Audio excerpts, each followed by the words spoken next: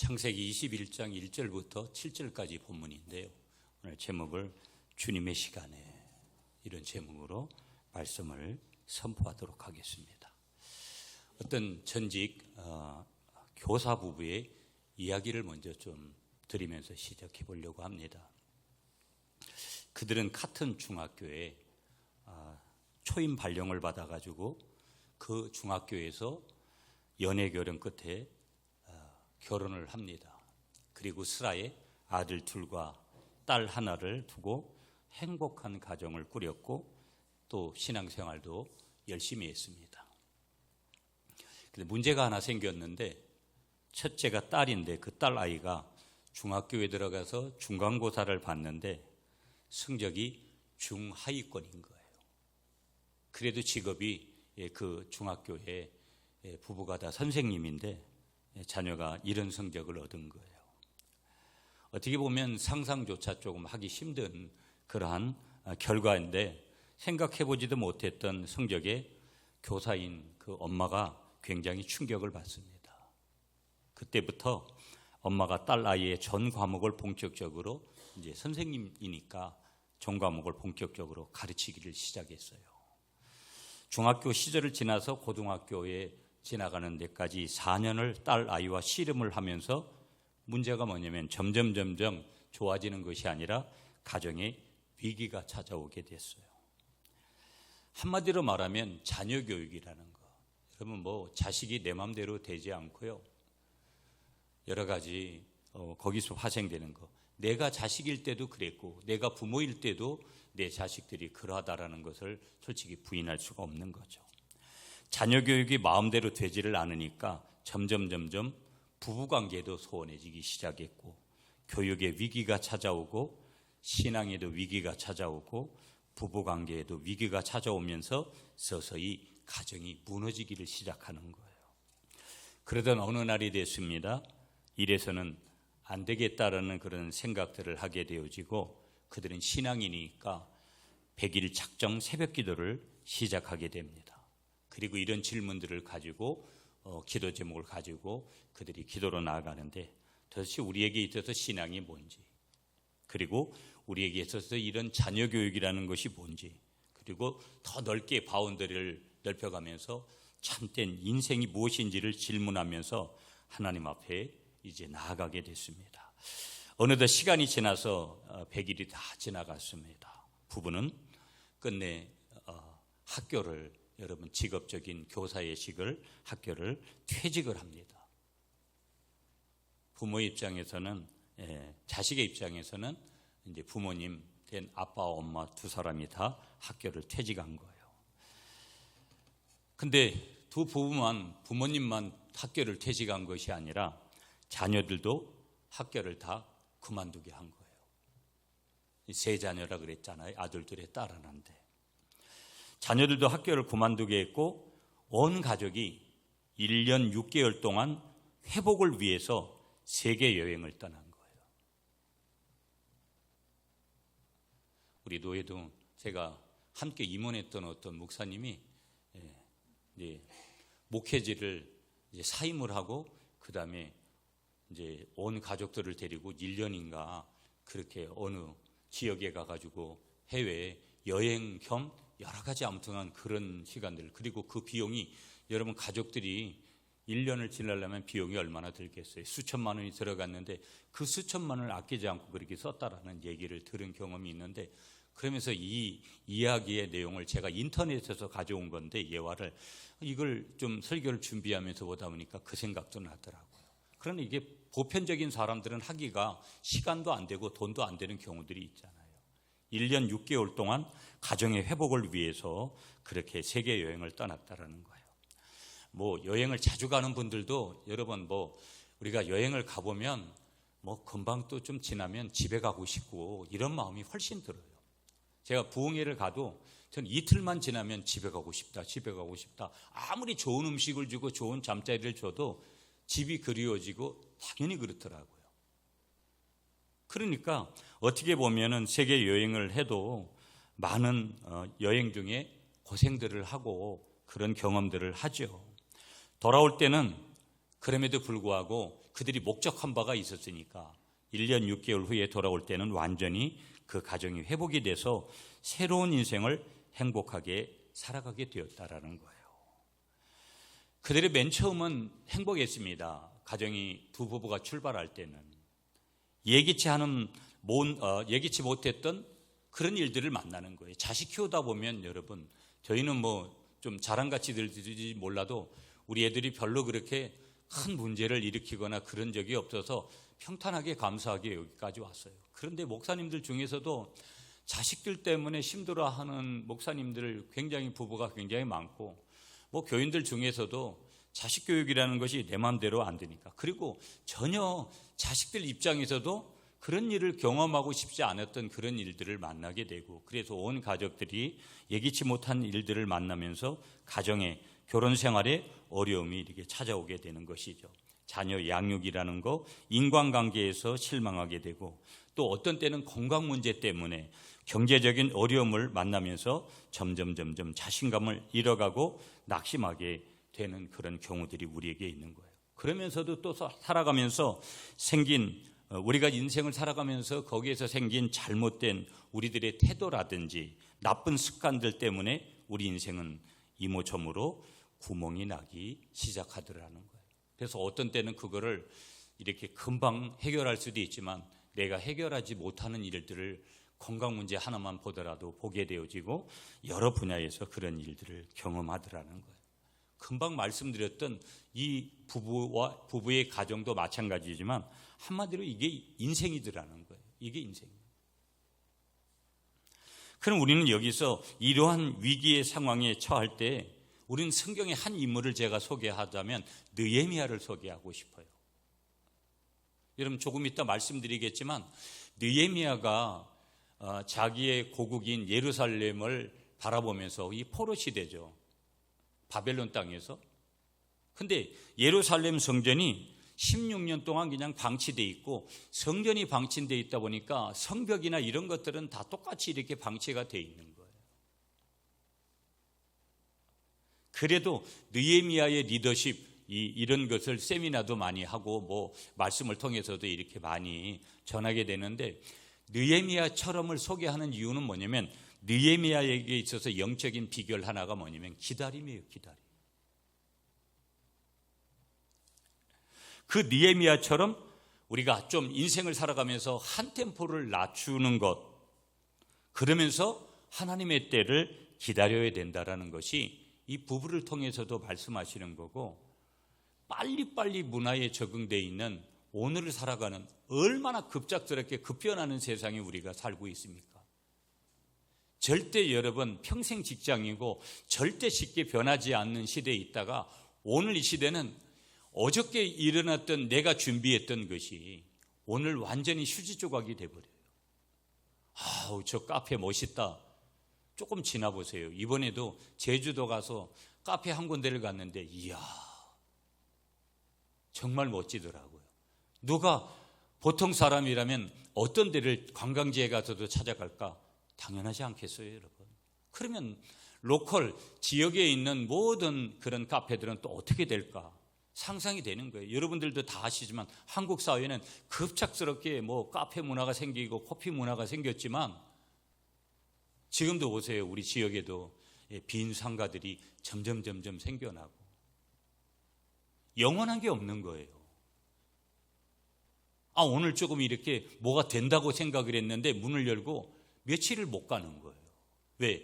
또 다르게 규모가 크고 아주 맛있고 또 거기에 접근법이 다른 그런 사람들이 생겨나기 시작해서 결국은 거기에 경쟁이 되지를 못하는 거예요.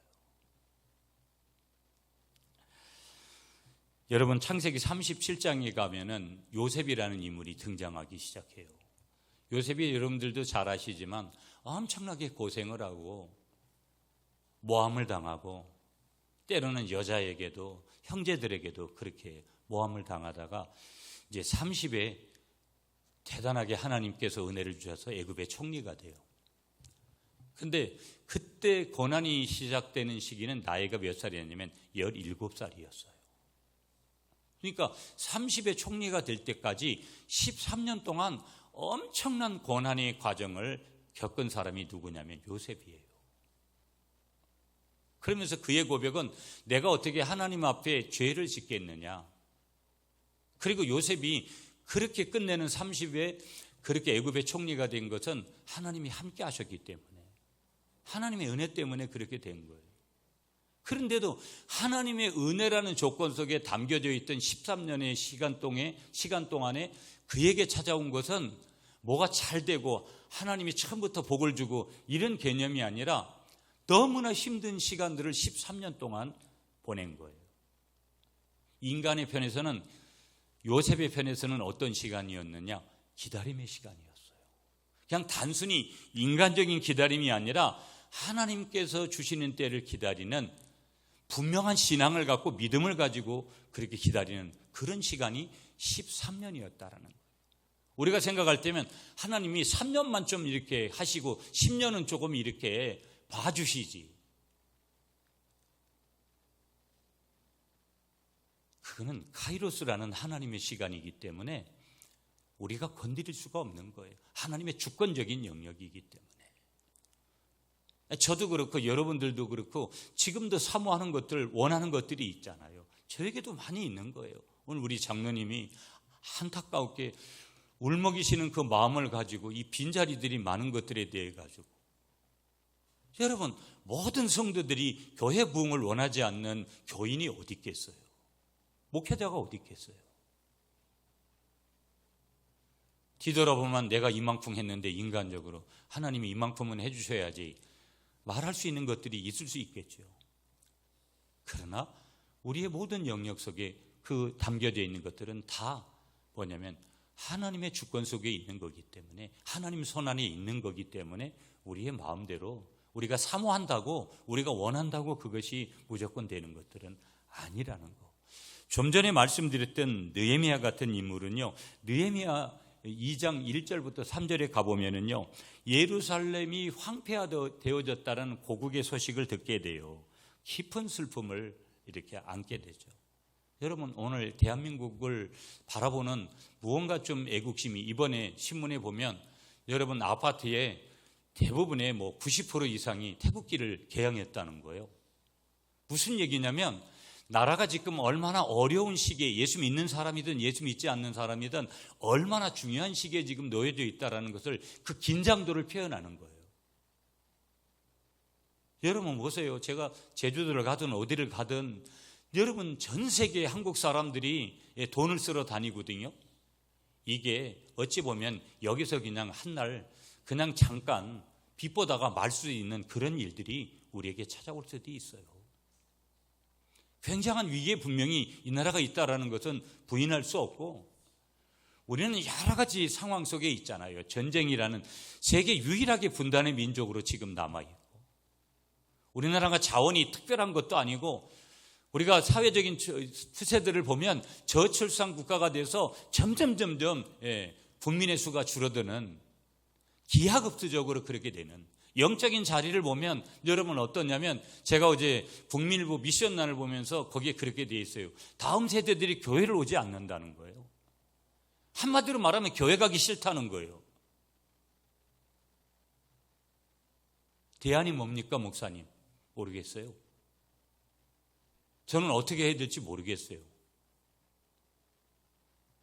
그냥 인간적으로 내가 듣고 있는, 내가 알고 있는 대답을 할 수 있지만 그런 립 서비스는 근본적인 답이 아니고 내 손에는 그런 대안책이 없어요. 그냥 우리 하나님 아버지께 있는 거죠, 모든 것이. 그래서 그분의 손안에 있다. 그래서 이런 답밖에, 원론적인 답밖에 어떤 의미에서는 할 수가 없는 거예요. 16년 동안이나 예루살렘 성전이 그냥 방치되어 있었어요. 아까도 말씀드렸듯이 예루살렘 성벽이라는 것은 그냥 마찬가지였죠. 그래도 느헤미야는요, 막 해서 빨리 뭐를 하자 그렇게 하지 않고 먼저 하나님 앞에 무릎을 꿇고 기도하면서 하나님의 인도하심을 기다려요. 여기서 중요한 팁, 중요한 교훈 하나를 여러분에게 드리고 싶은 게 뭐냐면 하나님의 때를 기다리는 거. 여러분, 제가 이렇게 보니까 이제 우리 갈릴리 가족 중에 아픈 분들이 많잖아요. 제가 이렇게 보면 저희 교회 오시는 분들 보면 자녀들도 그렇고 더 깊이 저만 진단하고 있는 여러분들도 어느 가정에는 말은 안 해도 어떻구나 하는 것들을 다 아실 거예요. 어찌 보면 개척교회를 찾아오신다라는 분들의 분포들을 일상적으로 얘기하는 그러한 것들도 있지만 교회라는 것은 병원이기 때문에 항상 문제가 있는 분들이 오는 거예요. 그건 당연한 거거든요. 나는 문제 하나도 없다고 교만한 소리예요. 그런데도 가만히 보면 많이 아프셔서 여러 가지 그런 어제도 제가 전화로 기도하고 오늘 이제 여러분들이 이제 교회도 못 오시고 그랬는데 가슴이 아픈 거예요. 한편에서는 목회자로서 내 책임 같은 느낌이 들고 내가 좀 더 기도하지 못한 거에 대한 책임도 느껴지고 그렇지만 내가 기도해 주는 것밖에 없지만 내 손에서 뭘 할 수 있는 그런 내가 무슨 대단한 신유 사역자가 돼가지고 여러분 22년 동안 한결같이 주일날째 치유 기도를 하지만 내가 이런 능력이 있습니다. 이렇게 말할 수 있는 게 아무것도 없어요. 난 직업적으로 의사도 아니고. 하나는 너무 가슴이 아픈 거예요. 너무 힘들어하고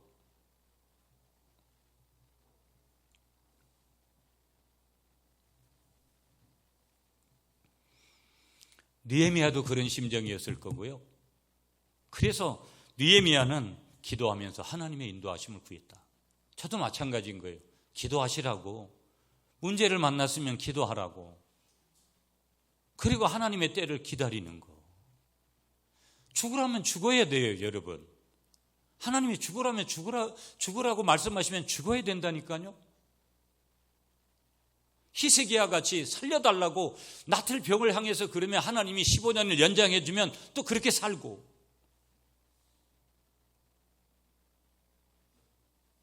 하나님의 때가 중요하다라는 거. 아무리 내가 몸부림을 치고 난리를 쳐도. 그러면서 우리는 여기서 기다린다라는 것은 참 고통스러운 일이구나. 너무 힘들잖아요, 여러분. 이 고통의 시간을 내가 짊어져야 되는 거예요. 남이 대신해 줄 수가 없는 거예요. 내게 찾아온 질병 내가 감당해야 되는 거예요.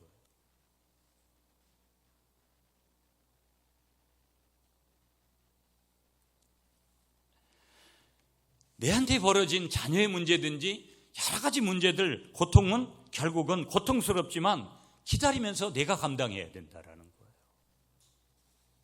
아브라함은 그런 기다림의 고통을 누구보다도 더 잘 이해한 사람이에요. 여러분, 오늘 이삭이라는 아들을 얻게 되잖아요. 중간에 하도 이제 우리는 이제 끝났다 그렇게 해서 중간에 하가를 통해서 몸종을 통해서 이스마엘을 태어나게 하잖아요.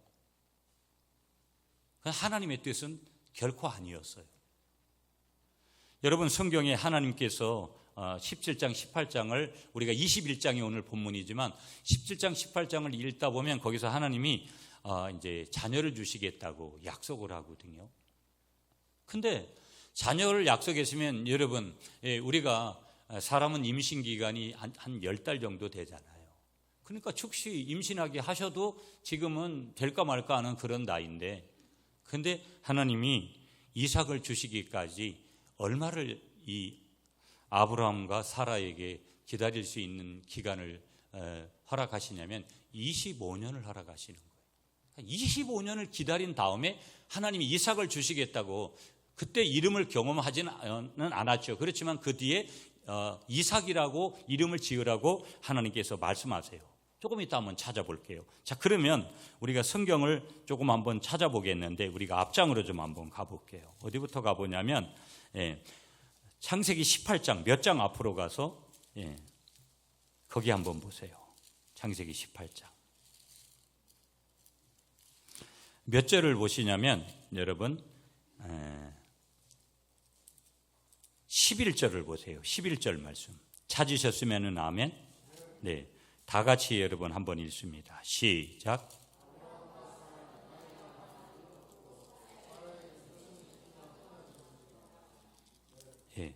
이게 뭐냐면 인간의 방법으로는 오늘의 과학의 힘을 빌려도 이런 일은 일어날 수가 없다라는 것을 무슨 얘기예요? 하나님만이 하실 수 있는 유일한 길이라는 거. 그런데 중요한 것은 너가 이걸 믿느냐라는 거예요. 성경에 이 한 가지만 믿어지면 모든 것들이 믿어질 수밖에 없는 게 이게 우리 기독교가 말하는 복음의 원리예요. 한 가지가 믿어지지 않으면 모든 것이 믿는 게 아니에요. 나는 요거는 안 믿지만 저거는 믿어요. 그런 원리는 없어요. 이 한 가지가 믿어지면 다른 모든 것들이 다 믿어지는 거예요. 믿습니까, 여러분? 그러니까 우리가 보세요. 이게 오늘의 상식으로 우리가 가능한 건가? 가능하지 않다라는 얘기예요. 그런데 여러분 25년을 기다려가지고 이삭이 태어났어요. 그런데 여러분 오늘 본문이 21장이잖아요. 22장에 한 장만 넘어가면 거기서 하나님이 무리한 요구를 또 해오세요. 이 아브라함에게 무리한 요구가 뭐냐면 그 100세에 얻은 아들을 모리아 산에 가서 바치라는 거예요. 하나님 앞에. 여러분 신앙생활은요 정말 어려운 거예요. 여러분 그 유튜브나 이런 데 가서 이게 이단들이나 아니면 이제 기존 전통 교회에 대해서 비난을 하려고 하는 사람들 보면 막 돈 얘기를 하면서 헌금 얘기죠. 그래서 뭐 11조 내기 어렵고 뭐 헌금하기 어렵고 그다음에 무슨 전도의 회비에 여러분 사실은 인간적으로 보면 교회 가면 여러분 여러 가지 어려운 부분들이 얼마나 많습니까? 사실은 좀 여유가 있는 분들이야 사실 그런 걸 내는 것들에 대해서 조금 수월할 수도 인간적으로는 쉬울 수도 있지만 보편적인 모든 분들이 다 어렵습니다. 인간적으로 그런 것들을 보면 11조 하나 낸다라는 것이 그 단순한 게 아니고요. 감사헌금하고 건축헌금하고 성경헌금하고 주일헌금하고 뭐 여전도회 남전도회 가서 회비 내고 그리고 가끔 뭐 밥상금 한 번씩 내고 그다음에 교인들한테 밥을 한 끼 사고 이게 쉽게 될 수 있는 일들이 아니에요. 믿음이 없이는 그건 결코 불가능해요. 하나님이 25년을 기다렸는데 그저 성경이 한 장 겨우 넘어갔는데 거기서 또 모리아 산에 가서 그 자식을 바치라고 했을 때 여러분 인간적으로 접근하면 그 하나님을 믿고 싶겠어요? 진정한 복음은 여러분 진정한 신앙생활은 십자가를 그래서 이해하지 못하면 절대 오래가지 못해요. 신앙생활이 형식으로 치우쳐버리고 껍데기 신앙으로 치우쳐버리다가 결국은 이것도 아니고 저것도 아닌 종교인으로 전락하는 경우들이 허다한 거예요. 그래서 끝까지 짐을 지고 가시는 여러분들이 되시기를 축복합니다. 이런 하나님을 우리가 이해할 수 있겠느냐라는 거예요. 무슨 얘기냐? 하늘의 관점과 땅의 관점이 틀린 거예요. 하나님의 시간 카이로스와 인간의 시간인 크로노스가 틀린 거예요. 하나님의 시간 카이로스는 특별한 시간이고 초자연적인 시간이고 기적의 시간이고 은혜의 시간이기 때문에 하루가 천년 같은 이 시간의 표현을 우리는 절대 인간의 시간 크로노스로는 그냥 흘러가는 일상의 시간으로는 우리가 받아들일 수가 없는 거예요.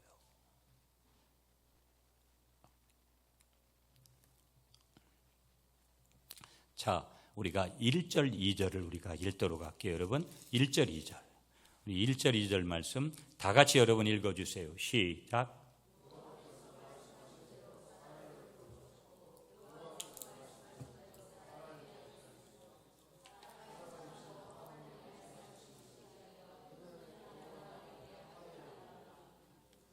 아멘.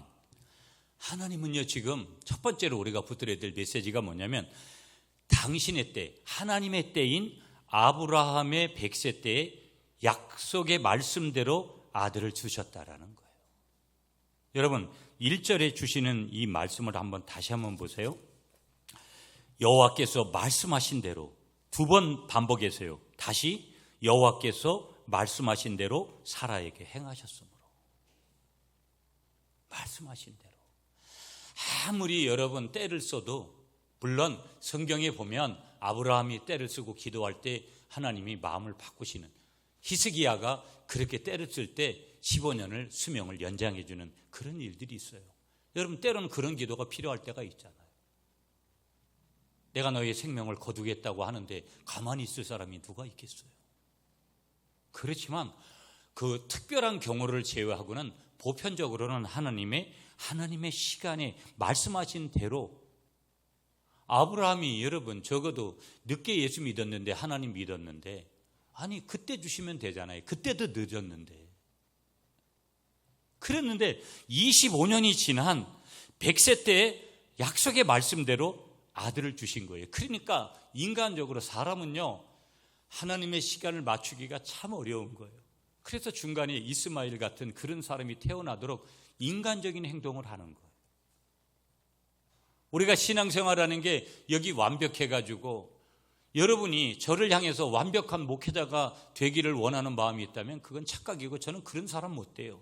어찌 보면 여러분보다도 인격적으로나 여러 가지 모양에서 제가 더 못될 수도 있고 잘못된 그런 위치에 있을 수 있거든요. 제가 목회자로 부름받아서 소명이라는 것이 있기 때문에 이 자리에 있지. 물론 저도 그런 부분에서 몸부림을 치고 또 모든 것에서 구별된 모습을 가지려고 몸부림을 쳐야 되지만 그러나 그렇게 자신 없어요.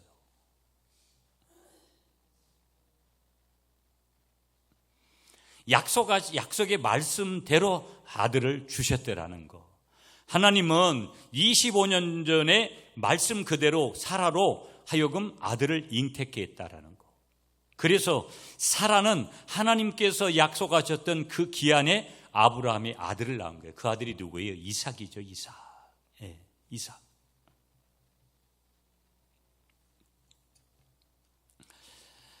하나님은 1년 전에 아브라함의 장막을 찾아오셔가지고 19장 이런 데 보면 여러분 기한을 약속하세요. 그때 아브라함은 이제 100세의 늙은이가 되었다라는 거예요. 여러분 좀 전에 18장 11절을 우리가 함께 읽었잖아요. 조건이 절대 이삭을 인간적으로 과학적으로 오늘의 과학으로 생각하면 성경이 이거 완전 얼마나 날조된 거예요. 그러니까 머리로 이성으로 보면 성경이라는 것은 읽을 가치가 없어요. 모든 게 거짓말이어도 이런 뻥튀기 거짓말이 있을 수가 있습니까? 그러니까 믿음이라는 것이 없으면은 성경은 아주 심한 거짓말이 이제 기록되어 있는 거고 과학으로나 이성으로는 도저히 받아들일 수가 없는 그런 구조라는 거예요. 이제 100세의 늙은이가 되었다라는 거. 여러분 우리가 땅의 사람들이잖아요. 우리는요. 땅에서 믿을 사람은요 아무도 없어요. 세상에서 믿을 사람은 나밖에 없습니다. 여러분 늘 제가 그런 얘기를 해요. 밖에 나가서 어떤 일들을 하고 저도 정말 때로는 밥 사고 뭐 여러 가지 섬기고 그렇게 해보면서도 느끼는 게 뭔지 아세요?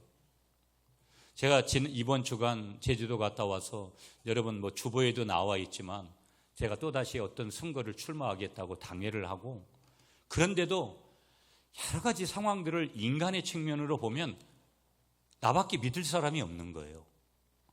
그러면서 정말 간절하게 제가 며칠을 기도하고 다음 이제 시차례 전까지 제가 깊이 기도를 하려고 하는 게 정말 하나님 이것이 정말 하나님 뜻 안에서 있는 거 아니라면 제가 큰 틀에서 결정하게 해달라고.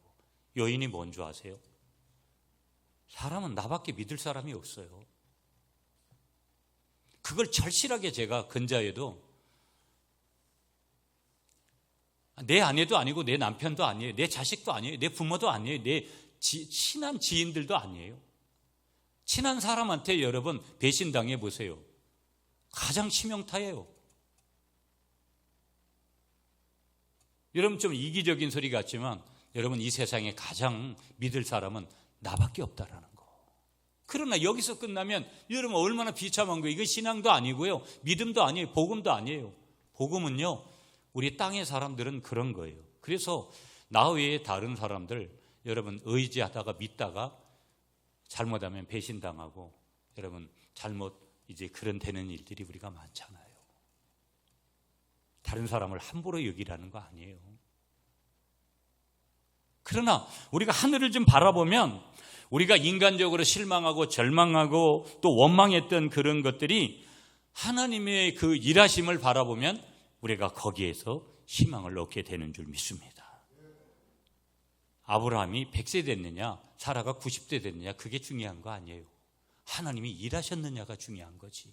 그게 복음의 능력 아니에요. 우리는 항상 그걸 따지잖아요. 그러나 하나님은 그걸 초월해서 네가 했다고 말할 수 없는 환경을 만들어 놓고 그래야 하나님이 했다라고 믿지 않겠어요? 바로 그때 하나님의 약속은 이루어졌고 아브라함은 아들을 낳은 거예요. 아브라함이 낳은 거 아니죠. 부인 사라가 낳은 거죠. 그러나 성경은 그때 남자를 우선시하기 때문에 아브라함이 아들을 낳았다 그렇게 표현하는 거죠. 아브라함이 이때가 100세가 된 때인데 100세 되는 때가 바로 뭐였다라는 거예요? 하나님의 시간, 카이로스였다는 게 하나님의 때. 제가 늘 말씀드리잖아요. 하나님의 계획, 하나님의 뜻, 하나님의 의도, 하나님의 목적의 시간.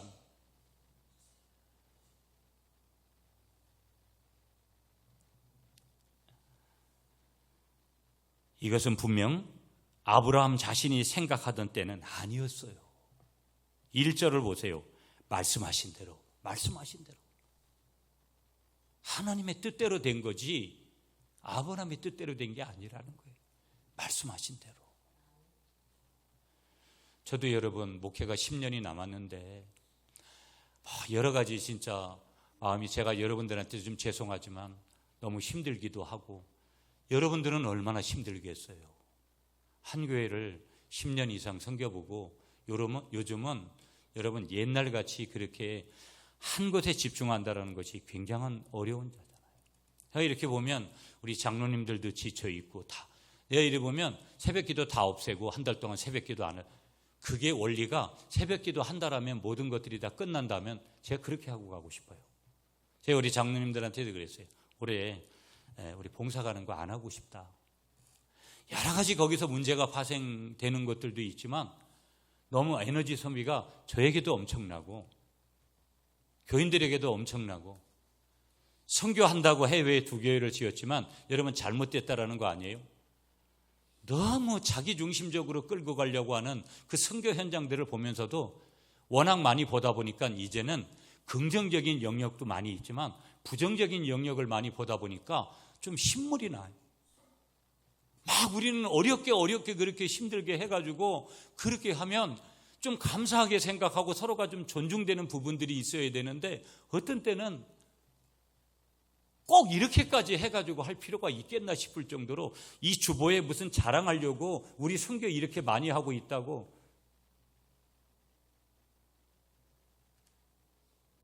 우리 교회는 뭐 사역이 많은 교회도 아니에요.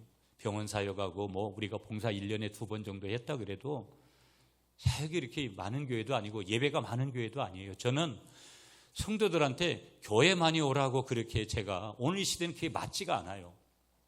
그러나 교회를 왜 와야 되느냐? 혼자서는 신앙생활을 할 수가 없어요. 혼자 신앙생활을 하겠다고 하는 그 순간 신앙은 하루아침에 그냥 날아가는 거예요. 믿음이라는 거는. 그렇기 때문에 함께 커뮤니티로 공동체로 모여서 예배하고 그럴 때 성령님이 함께 하시고 그 힘을 두세 사람이 모인 그곳에 역사하시는 하나님의 은혜가 더 크기 때문에 혼자 할 때도 있지만 그 힘이 어떤 때는 미비한 거고 어떤 때는 의심이 찾아오고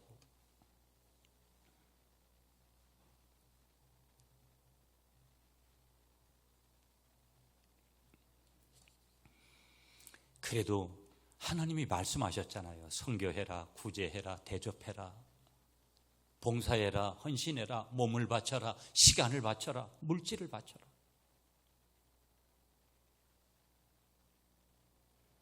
제가 이 얘기를 하려다 여기까지 갔는데 전 끝까지 아직도 비전이 있어요. 제가 여러분들한테 뭐 옆에 있는 땅 얘기도 하고 뭐 제가 지성전을 한번 해보고 싶다. 섣불리 그냥 여러분들한테 이야기한 것 같지만 제가 지금 여러분이 저 북삼에 가보시면 엄청난 땅을 지금 공사하고 있는데 제가 밤에도 갔었고 제가 김천을 오가면서 수없이 그 땅에 가서 그리고 거기 가서 현지의 사무실에 가서 물어보기도 하고 말 같으면 여러분 조금 더 어떤 그런 비전을 가지면 거기에 종교부지가 2개가 있는데 저 종교부지 하나를 얻고 싶은 마음이 굴뚝 같아요. 인간적으로 보면 여러분, 많은 선배들이 저에게 그래요. 노후 준비 잘하라고. 그러면 무리할 필요 없겠죠. 그러나 저는 그 부분도 필요할 수도 있겠죠. 그러나 저에게 필요한 것은 이 구미 갈릴리 교회를 잘 목양하고 그 다음 리더십에게 어떻게 이제 리더십을 이양할 거냐. 그러나 여러분 보세요. 아까도 그랬어요. 다음 세대가 교회 오지 않는다. 여러분 이미 뭐 저출산에 여러 가지 우리 앞으로가 뭐 어떻게 될 거냐는 인간적으로는 참 어려워요. 그렇지만 그 땅에 소망을 두려고 하면 희망이 없어요. 희망은 어디로부터 오는 것이냐? 비전은 어디로부터 오는 것이냐? 하늘에 계신 하나님으로부터 오는 줄 믿습니다. 그래서 인간적으로 안 될 것 같은 것도 하나님께 기도하면 하나님이 아니라고 하면 아니지만 하나님이 된다고 하면 되는 줄 믿습니다. 그래서 우리가 할 일들을 하는 거예요. 여러분, 그 하나님의 은혜라는 게 오늘 오후 시간에도 말씀드리지만 믿음이 은혜인데 하나님의 은혜만 무조건 있어야 된다. 사람이 할 일이 반드시 있는 거예요. 하나님은 로봇적으로 은혜를 내리시는 게 아니에요. 움직임이 있는 하나님의 사람, 믿음대로 살려고 하는 그 사람을 통해서 하나님이 일하게 하시는 줄 믿습니다. 종종 하나님의 때와 우리의 때는 이렇게 다를 때가 있는데 그분은, 우리 하나님은 서두르지 않으시다는 거예요. 그러므로 나는 무엇을 기다리고 있는가? 여러분, 질병의 문제, 물질의 문제, 직장의 문제, 사업의 문제, 자녀의 문제, 신앙의 문제, 모든 문제 낙심하지 말고 하나님은 하나님의 때를 가지고 있다라는 것을 믿고 아무것도 하지 않는 것이 아니라 그분을 예배하고 그분 앞에 정중히 기도하고 그분의 말씀을 경청하고 우리가 몸을 들이고 시간을 들이고 물질을 들이는 여러분들이 되시기를 축복합니다. 두 번째, 3절부터 5절까지예요. 조금 더 빨리 여러분 읽도록 할게요. 3절은 제가 읽습니다. 아브라함이 그에게 태어난 아들고 사라가 자기에게 낳은 아들을 이름하여 이삭이라 하였고, 4절은 여러분이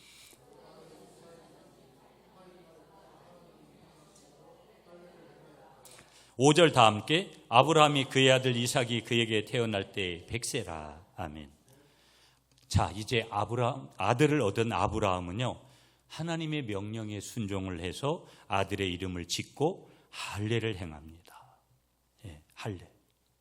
자, 그런데 여기 여러분, 그 할례라는 것은 지난번에도 한번 말씀드렸죠.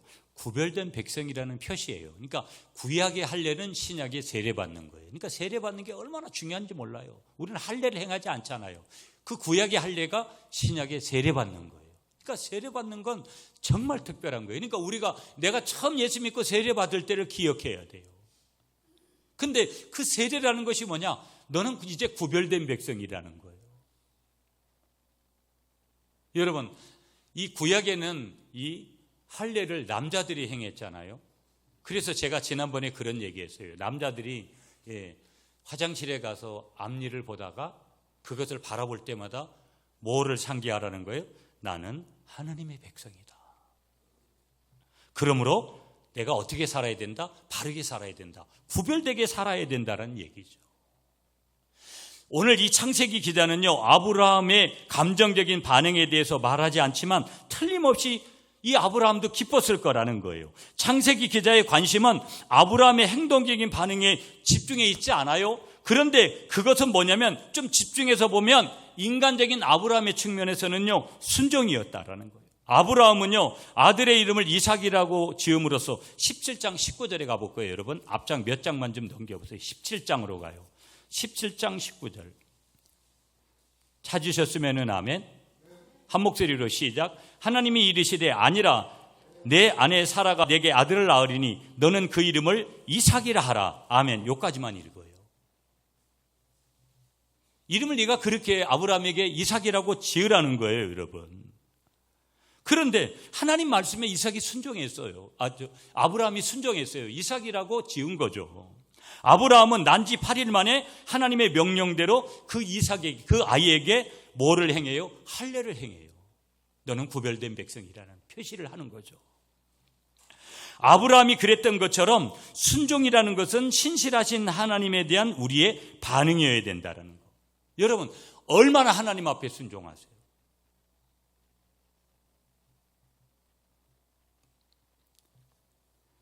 하나님의 때를 기다리는 것이 힘들다고 했는데 하나님의 때를 기다리는 힘든 시간 동안 우리는 무엇으로 반응을 해야 되느냐? 우리는 믿음으로 순종해야 될 줄 믿습니다. 제가 아까도 말씀드렸어요. 교인들이 저 가지고 있는 문제들이 빨리 풀려야 되는데 마음이 아프고 제가 할 일은 기도하는 것밖에 없고 하나님께서 더 저런 부분들을 좀 빨리 어떻게 하기를 바라지만 분명한 것은 뭐예요? 내 잘못인 것들, 내가 하나님 앞에서 회개하고 내가 하나님 앞에서 돌이키는 것들은 본인들이 해야 되고 더 중요한 것은 왜? 내가 100% 모든 것들을 회개할 일이 벌어져가지고 내한테 그런 일이 벌어졌다 하는 것은 아니지만 자신을 돌아봐야 되기 때문에 누구든지. 아까도 제가 목회자로서 어떻게 보면 무능함 같은 것들도 느낀다라고 말씀을 드렸지만 그래도 주님은 지금도 일하시는 줄 믿습니다. 이걸 이제 믿는 것이 중요하죠.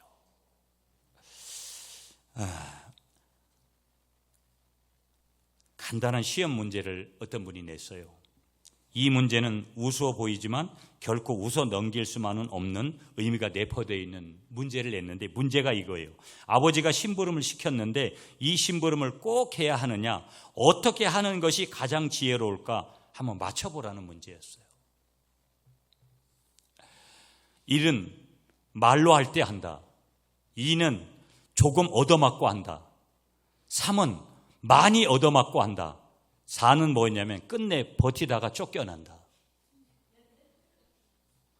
나는 과연 몇 번의 동그라미를 치겠는가? 나라면은 나한테 이런 질문을 했다면 내 아버지가 심부름 시켰는데 그리고 실제로는 어떻게 살고 있는가? 두말할 필요 없이 1번형 인간이 가장 지혜롭다는 데 이해가 있는 사람은 없을 것이라는 거 말로 할 때 금방 하는 거죠. 아버지 그렇게 할게요. 내 아버지 그렇게 하겠습니다.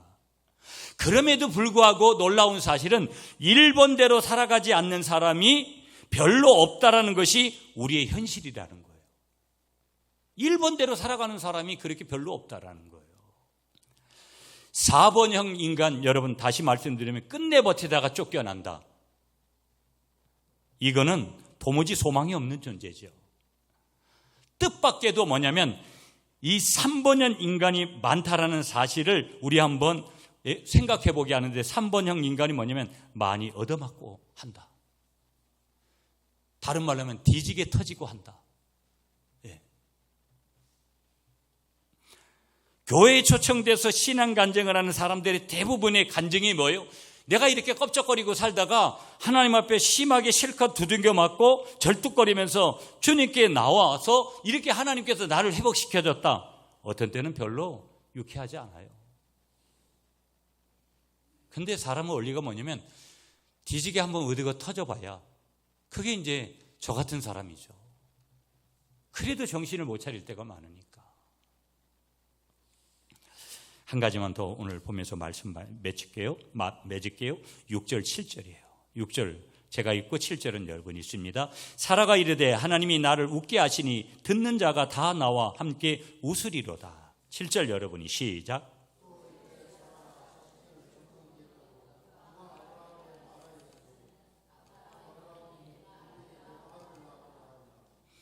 자, 하나님은요 지금 사라에게 아들을 주심으로써 그로 하여금 기쁨의 웃음을 웃게 하셨다라는 거예요. 이것이 복음이에요. 저도 어떻게 보면 지난 22년 동안 제 스타일이 이렇게 어디 가서 말을 많이 하는 타입도 아니에요. 교회에서는 제가 여러분들한테 이런저런 얘기들을 많이 해주지만 제 스타일이 어디 가서 막 조잘거리고 심하게 그런 타입은 좀 아니거든요. 지난 22년 동안 어떤 의미에서는 좀 더 여유를 가지고 웃으면서 조금 그렇게 갔어야 되는데 그게 복음인데 어떤 때는 내가 해야 된다는 그런 의식이 젊으니까 열정이 어찌 보면 이게 복음인데 주님이 웃으라고 하면 항상 기뻐해라. 무슨 일을 만졌든지 언제 어디든지 기뻐해라. 여러분 샬롬 에이레네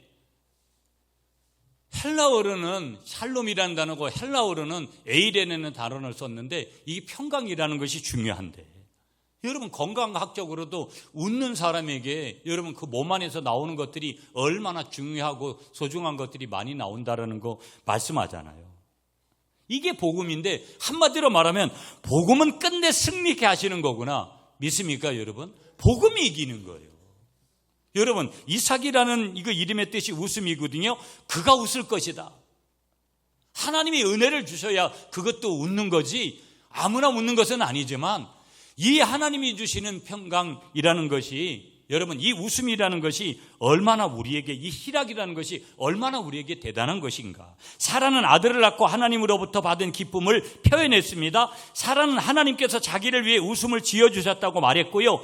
그녀의 웃음은 의심과 조소가 아니라 기쁨의 웃음이었고요. 주변의 사람들도 그녀와 함께 기뻐하며 웃었다라는 거예요. 그래서 하나님은 사라에게 기쁨과 자긍심을 뭐 해준 거예요? 회복시켜 준 거예요. 하나님은 기대감을 가지고 하나님을 기다리는 자에게 하나님의 때에 뭐를 주시는 거예요? 기쁨을 주시는 줄 믿습니다. 하나님은 때가 참에 아들을 보내서 기다리는 자들을 기쁘게 하셨다라는 거. 때가 참에 3일 제주도 가서 일이 있어도요. 여러분 3일 갔다가 우리 딸내미들 둘이지만 그래도 3일 만에 딸들을 보고 그러면 아들은 집에 없어서 며느리하고는 못 보지만 얼마나 여러분 가족을 만났을 때의 그런 부분들. 제가 아까도 그러잖아요. 내일도 부흥회 출발해서 그렇게 3일을 보내고 제가 목요일까지인데 원장님한테 시차례 때문에 양해를 구했어요. 또 내일 갔다가 다시 화요일 날 새벽에 회의가 있어서 기총에 왔다가 다시 가고 이렇게 좀 일정이 되지만 그렇게 떨어져 있으면 집이 훨씬 낫지 아무리 좋은 대우를 해도.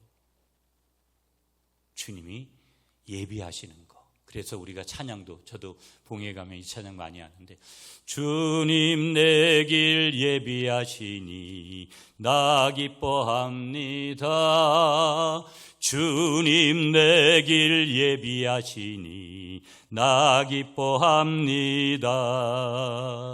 여호와 이레 여호와 이레 주님 내 길 예비하시니 여호와 이레. 여호와 이레라는 것이 뭐예요?